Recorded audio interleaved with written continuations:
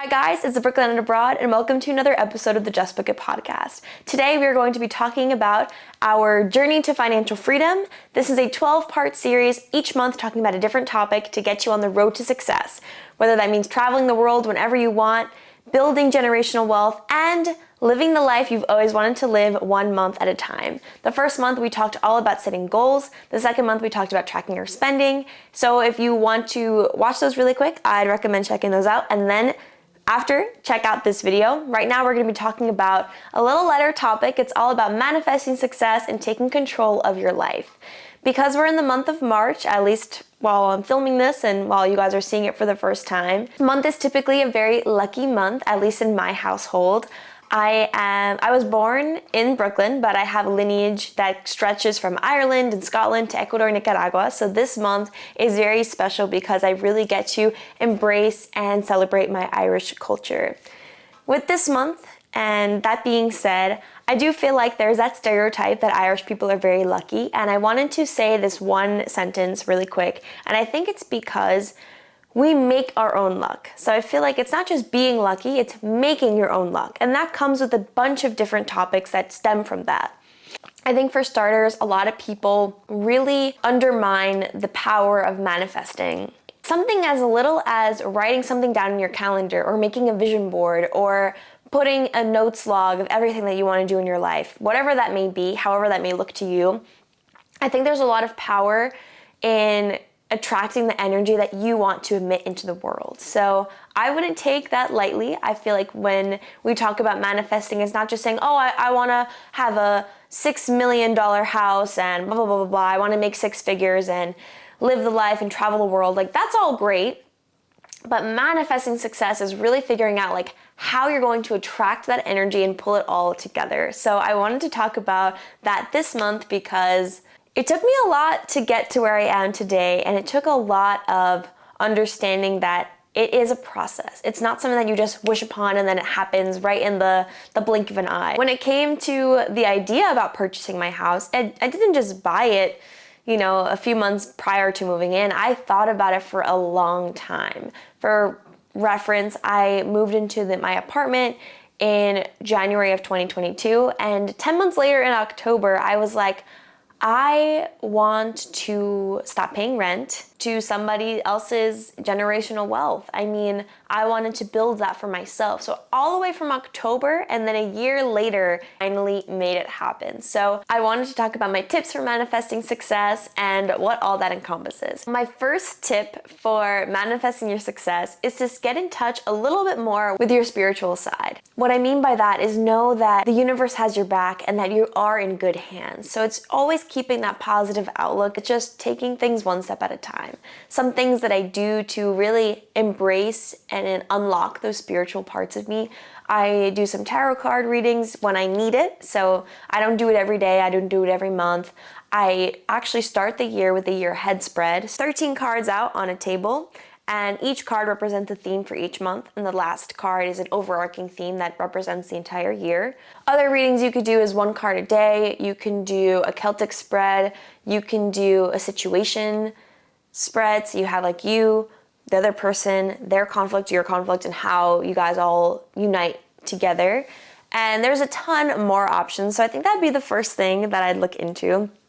I think the second thing, I kind of alluded to it in the beginning, but it's always having a positive outlook in life. Karma is so real. I believe in karma. Everyone has different beliefs, but I really believe in karma because I believe that what you put out there, you get in return. So I think as long as you're being a good person, you have really good intentions throughout your life, you're set up for success. I think the last thing I also wanted to touch upon is taking control of your own life. So what does that mean to you?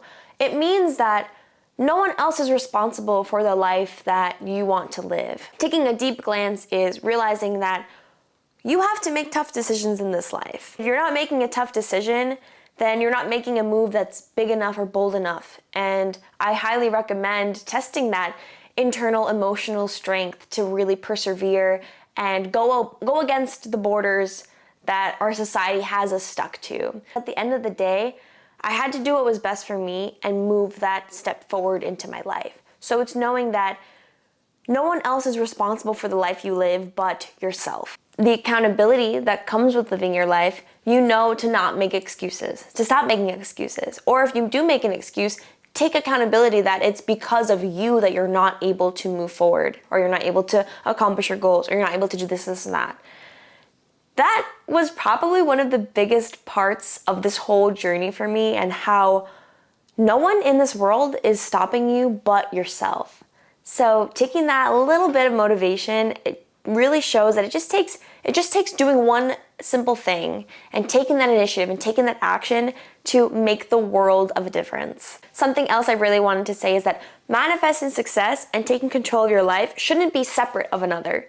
You should be working in tandem with each other. It's building that emotional strength and that spiritual side of you, and then it's taking action, right? So it's like you're dreaming about this, you're dreaming big, you're making that vision board, and then you're actually doing the work. I think that a lot of people forget that manifesting has nothing to do with hard work. So people say I'm lucky, and people say that, oh, like, you know, you're so lucky that you got this, and I don't think that's luck necessarily. I think I made my own luck. When I was searching for this house, I was having conversations actually the summer before. So in August, I was talking to my boyfriend's mom. She used to be a loan officer. I was talking about the finances and what that means, and kind of gearing myself up to this moment. And then around October, I was like, okay, this is getting a little serious.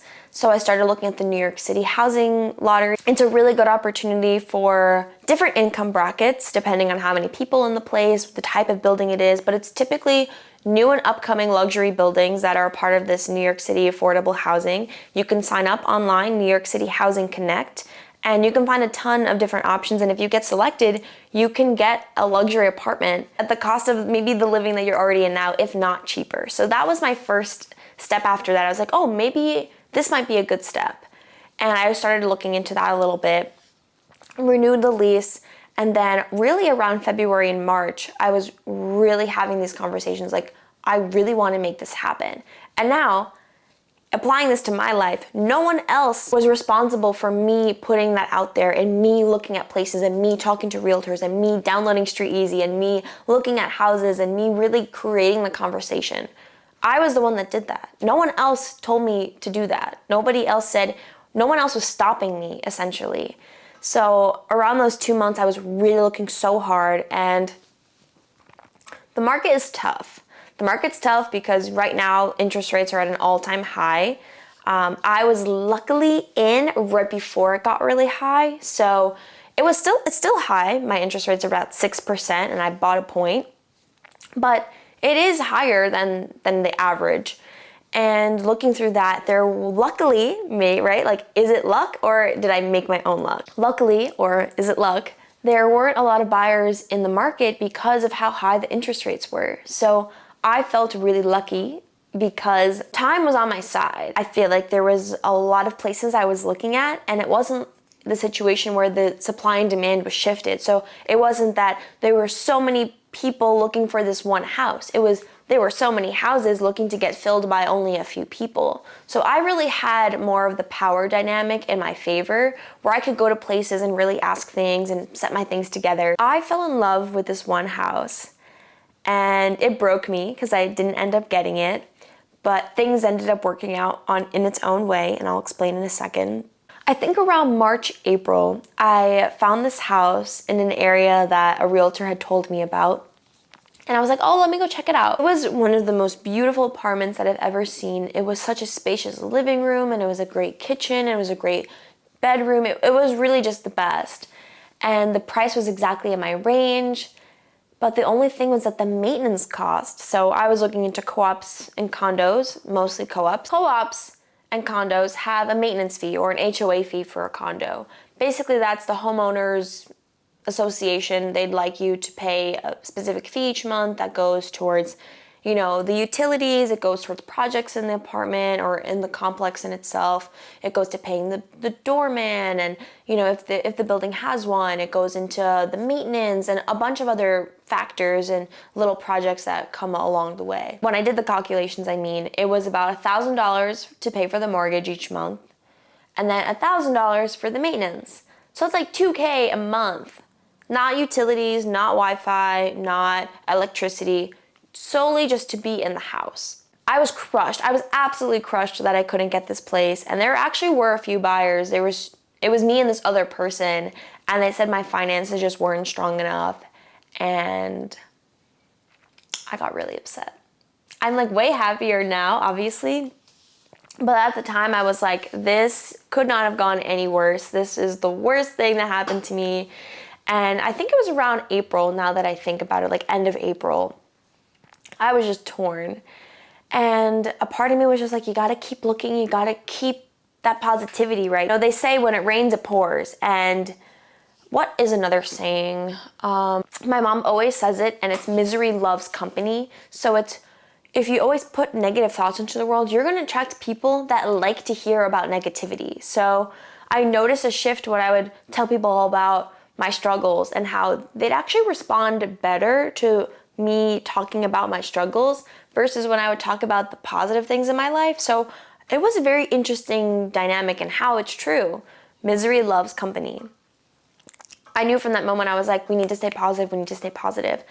I was really hanging out with Eno's parents a lot, and they were so supportive throughout the whole process with the loan officer aspect of her background, and just the two of them making me feel very comfortable and knowing that it's gonna happen, you're gonna get someplace, you're gonna do it.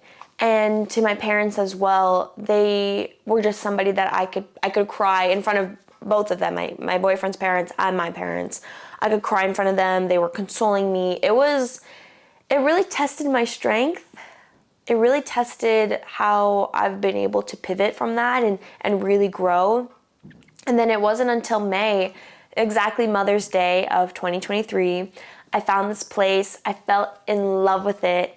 And, you know, on May 28th, I was in Europe with my boyfriend, and the realtor said that the offer was fully accepted, you know, congratulations. And then around my dad's birthday my dog's birthday, my old Sophia, she was a pug, she passed away in 2016. Yeah, she was like the best first little dog, and I had my board interview on her birthday. And I ended up closing a few days after my dad's birthday. And I think that with manifesting that success and knowing that people have your back, I feel very aligned with numbers too. So I thought that was really impactful for me and really significant in my journey, that all of these dates were around very significant times in my life and my upbringing. So I think that has a lot to do with it too.